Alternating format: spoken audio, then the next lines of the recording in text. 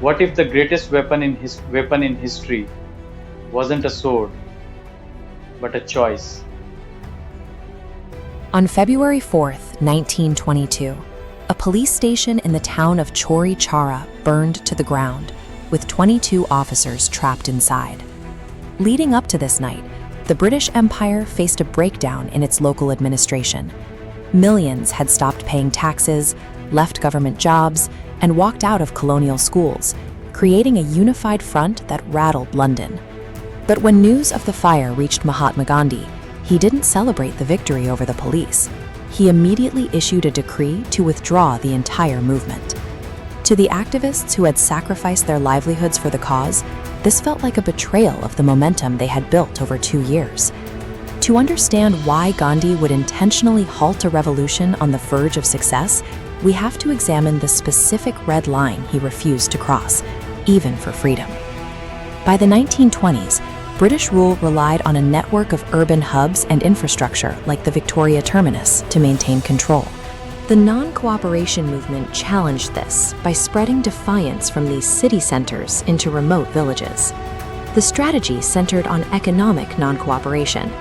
By gathering to spin indigenous cloth on the charkha, millions bypassed the British textile monopoly, hitting the empire's primary revenue source.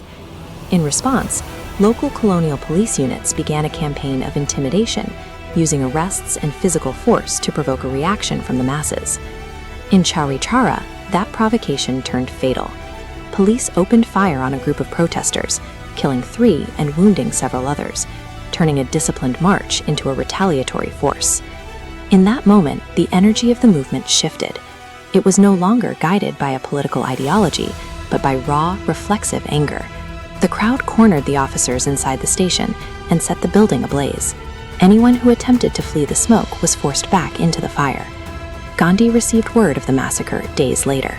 He viewed the incident as a systemic failure of his leadership and unilaterally called for an end to the campaign.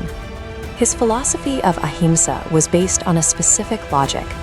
A revolution built on murder would inevitably produce a state that relied on murder to survive. He believed violence creates a permanent cycle of retaliation.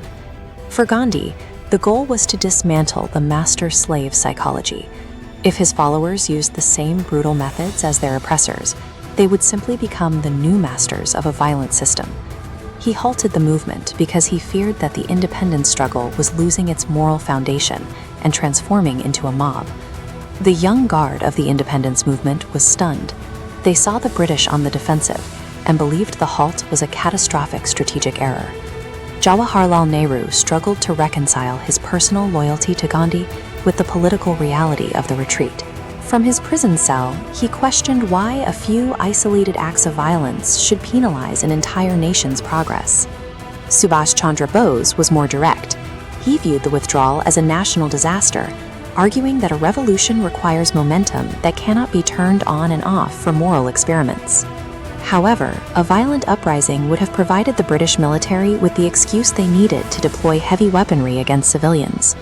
Gandhi's retreat removed the legal and moral justification for a high-intensity crackdown. The sudden decision was a tactical sacrifice.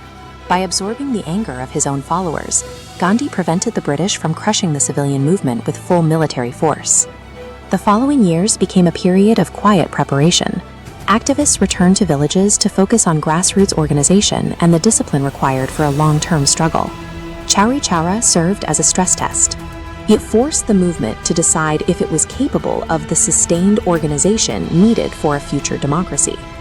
This precedent prioritized mass civil disobedience over armed insurrection. It established a political culture where power is sought through mass public participation rather than through violent military coups. That commitment to mass participation remains the bedrock of the modern Indian state, linking the discipline demanded in 1922 to the eventual realization of a unified nation. While the halt of 1922 was a bitter defeat for many, Gandhi's refusal to compromise on nonviolence ensured that the movement's victory would be won on its own moral terms. So which side would you choose, Ahimsa or violence? Tell us in the comments below. This is Amos DK. Like, share, comment and subscribe. See you in the next mystery.